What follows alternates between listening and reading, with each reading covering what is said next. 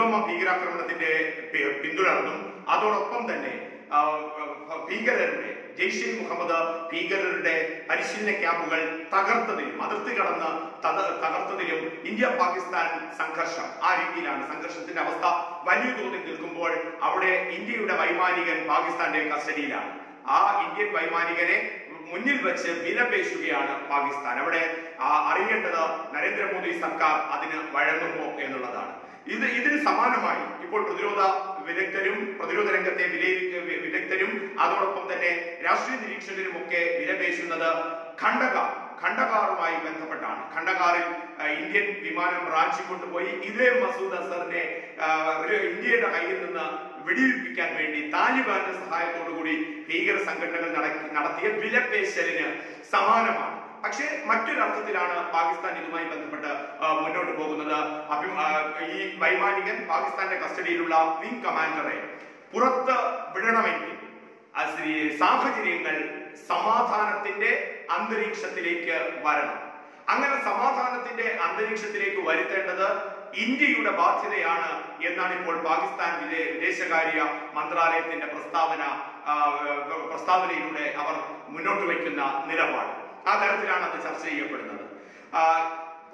പാകിസ്ഥാന്റെ കസ്റ്റഡിയിലുള്ള ഇന്ത്യയുടെ വൈമാനികൻ wing commander, ആ വിംഗ് കമാൻഡറെ ഇന്ത്യക്ക് വിട്ടു നൽകണമെന്നുള്ളത് ഇന്ത്യയുടെ അതിശക്തമായ ആവശ്യമാണ്. അന്താരാഷ്ട്ര സമൂഹം വഴി ഇന്ത്യ അതിശക്തമായ സമ്മർദ്ദം നയതന്ത്ര തലത്തിൽ തന്നെ പുലർത്തുമ്പോൾ ഇന്ത്യ അതിന്റെ ടൈം ഫ്രെയിം പാകിസ്ഥാന് മുന്നോട്ട് വയ്ക്കുന്നുമുണ്ട്. പക്ഷേ ഏറ്റവും പുതുതായി പാകിസ്ഥാന്റെ വിദേശകാര്യ മന്ത്രാലയം പുറപ്പെടുവിക്കുന്ന പ്രസ്താവനയിൽ പറയുന്നത് അഭിനന്ദൻ വർത്തമാനെ ഈ പാകിസ്ഥാൻ സൂക്ഷിക്കും എന്നുള്ളതാണ്. ഇന്ത്യ ആവശ്യപ്പെടുന്നത് പോലെ പെട്ടെന്ന് ഈ വൈമാനികന്റെ വിംഗ് കമാൻഡറുടെ മോചനം യാഥാർത്ഥ്യമാകില്ല എന്ന സൂചന തന്നെയാണ് പാകിസ്ഥാൻ കൊടുക്കുന്നത്. പക്ഷേ ഇന്ത്യ ഒരു ടൈം ഫ്രെയിം വയ്ക്കുന്നു. ജനീവ കരാറുമായി ബന്ധപ്പെട്ട് 168 ദിവസത്തിന്റെ ഒരു ടൈം ഫ്രെയിം, ഒരാഴ്ചക്കകം ഈ വൈമാനികനെ വർത്തമാനെ പുറത്തോട്ട് കൊണ്ടുവരണം. ഒന്നുകിൽ ഇന്ത്യക്ക് നേരിട്ട് കൈമാറണം, അല്ല എന്നുണ്ടെങ്കിൽ റെഡ് ക്രോസ് അടക്കമുള്ള അത്തരം സന്നദ്ധ സംഘടനകൾക്കോ UN സംഘത്തിനോ കൈമാറുക. ഈ തരത്തിലുള്ള ചർച്ചകളിലാണ് ഇന്ത്യ മുന്നോട്ട് പോകുന്നത്. എന്തായാലും അഭിമാൻ വർത്തമാനെ ഇന്ത്യക്ക് കൈമാറണമെങ്കിൽ സാഹചര്യങ്ങൾ അനുകൂലമാകണം, സമാധാനം ഉണ്ടാകണം. സമാധാന അന്തരീക്ഷം ഉണ്ടായാൽ മാത്രമേ പാകിസ്ഥാൻ അതിന് തയ്യാറാകൂ എന്നാണ് പാകിസ്ഥാന്റെ വിദേശകാര്യ മന്ത്രാലയം മുന്നോട്ട് വയ്ക്കുന്ന ഒരു നിർദ്ദേശമായി വരുന്നത്. അതിനർത്ഥം ഈ ടെൻഷൻ കുറയ്ക്കാൻ വേണ്ടി പാകിസ്ഥാൻ ഒരു സുരക്ഷിതത്വത്തിലേക്ക് പോവുകയാണ്. പാകിസ്ഥാൻ ഒരു സുരക്ഷിത വലയം തീർക്കുന്നു. കാരണം പാകിസ്ഥാൻ ഭയപ്പെടുകയാണ് ഏതെങ്കിലും തരത്തിൽ ഇന്ത്യ ശക്തമായ തിരിച്ചടിക്ക് മുതിരുമോ വരുന്ന മണിക്കൂറുകളിൽ. പാകിസ്ഥാൻ ഈ ബാലക്കോട്ട് ആക്രമണത്തിന് ശേഷം തുടർന്ന മണിക്കൂറുകളിലൊക്കെ അതിസംഘർഷമായ ഒരു അവസ്ഥയിലേക്കാണ് പോയിക്കൊണ്ടിരുന്നത്. പാകിസ്ഥാൻ കൂടുതൽ പ്രതിരോധത്തിലേക്ക് പോകുന്നു. പാകിസ്ഥാൻ ആക്രമിക്കപ്പെടും. പല സ്ഥലങ്ങളിലും പാകിസ്ഥാൻ സേനയ്ക്ക് നേരെ ഇന്ത്യൻ സേനയുടെ ആക്രമണം ഉണ്ടാകും. ഏതെങ്കിലും തരത്തിൽ ഭീകരവാദത്തെ അനുകൂലിക്കുന്ന നിലപാടാണ് പാകിസ്ഥാൻ സൈന്യം എടുക്കുകയാണെങ്കിൽ രണ്ടാമതൊന്നും ആലോചിക്കില്ല, ഇന്ത്യ തിരിച്ചടിച്ചിരിക്കും. അവിടെ പാകിസ്ഥാൻ സൈന്യത്തിന് വലിയ തോതിൽ നാശം ഉണ്ടാകും എന്ന് പാകിസ്ഥാൻ തന്നെ തിരിച്ചറിഞ്ഞ് ആ ഒരു ടെൻഷൻ ഏതു തരത്തിൽ കുറയ്ക്കണമെന്നറിയാതെ പാകിസ്ഥാൻ നെട്ടോട്ടമോടുമ്പോൾ ഇമ്രാൻഖാൻ തന്നെ ഏതൊരു ചർച്ചയ്ക്കും തയ്യാറാണ് എന്ന് പറയുന്ന ഒരു സാഹചര്യം നിലനിൽക്കുകയാണ് ഇന്ത്യയുടെ അഭിമാൻ വർത്തമാൻ എന്ന വിംഗ് കമാൻഡർ അവിടെ പാകിസ്ഥാന്റെ പിടിയിലാവുന്നത്. അതോടുകൂടി പാകിസ്ഥാൻ ഒരു വഴി കിട്ടിയിരിക്കുകയാണ്. ആ ആത്മവിശ്വാസത്തിലാണ് ഇപ്പോൾ പാകിസ്ഥാൻ. ഇന്ത്യ തിരിച്ചടിക്കില്ല എന്ന് പാകിസ്ഥാന് ഉറപ്പാകുമ്പോൾ മറ്റു പല രീതിയിലും ഇപ്പോൾ നിലനിൽക്കുന്ന ബോർഡർ ടെൻഷൻ അത് കുറയ്ക്കുക, പാകിസ്ഥാന് മറ്റ് നാശനഷ്ടങ്ങൾ ഉണ്ടാകില്ല എന്ന ഉറപ്പ് ലഭിക്കുക, അത് ആ വിലപേശലിലേക്ക് അഭിമാൻ വർത്തമാനെ ഉപയോഗിക്കുന്നു. വിംഗ് കമാൻഡർ, ഇന്ത്യയുടെ വൈമാനികൻ വിംഗ് കമാൻഡറെ ഉപയോഗിക്കുന്നു. അദ്ദേഹത്തിന്റെ മോചന സാഹചര്യം ഉപയോഗിക്കുന്നു.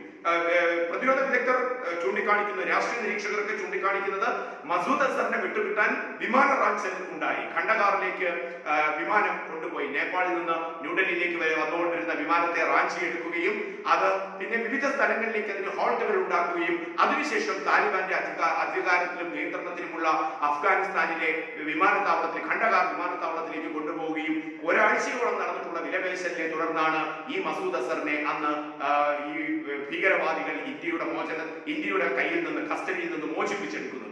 ഇന്ന് അതിന് മറ്റൊരു അർത്ഥത്തിലാണ് പാകിസ്ഥാൻ പാകിസ്ഥാൻ ഉപയോഗിക്കുന്നത് ഇന്ത്യയുടെ വിംഗ് കമാൻഡർ മോചിപ്പിക്കണമെങ്കിൽ ഇപ്പോൾ ഉയർന്നു കൂടിയിട്ടുള്ള രൂപപ്പെട്ടിട്ടുള്ള സംഘർഷം ഇല്ലാതാക്കുക, ആ ബാധ്യത ഇന്ത്യക്കാണ്.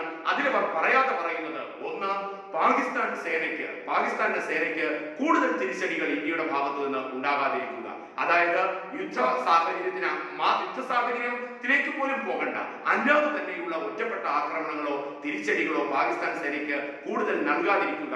ഒന്ന്, അതിർത്തി കടന്ന് ഭീകരവാദ ക്യാമ്പുകളിലേക്ക് ഇന്ത്യ തുടർ തിരിച്ചടികൾ നൽകും എന്ന് പാകിസ്ഥാൻ ഭയപ്പെട്ടിരുന്നു. ആ ഒരു അവസ്ഥയും കൂടി ഇല്ലാതാക്കുക.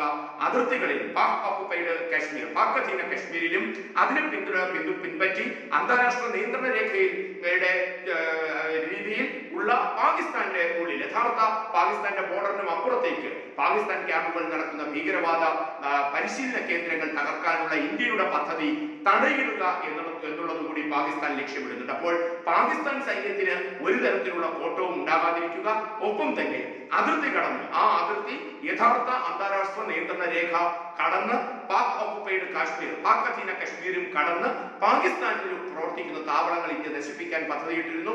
അത് തടയുക എന്നുള്ളതും കൂടി മുന്നോട്ട് വെച്ചിട്ടാണ് ഇപ്പോൾ പാകിസ്ഥാൻ വിദേശകാര്യ മന്ത്രാലയം പറയുന്നത്.